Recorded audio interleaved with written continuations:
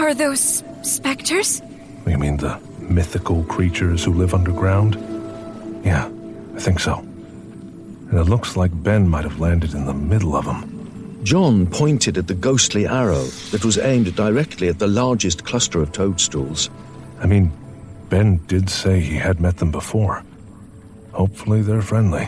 Only one way to find out. Ellie stepped out of the passageway and into the massive cavern.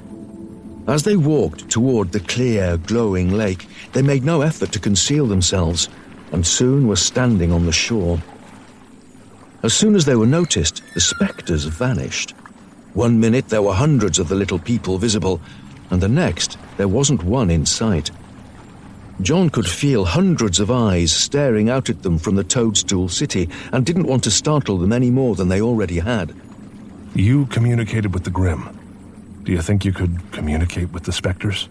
Yes, but only if we're touching. Then let's sit down.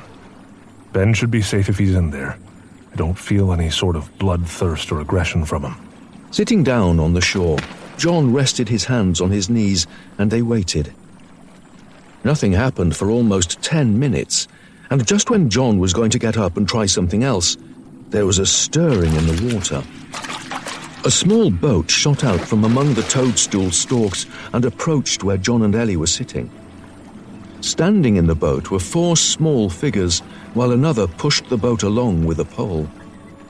One of the figures wore a mask, but the others looked exactly like what John had always imagined elves looked like, except they were only 2 feet tall.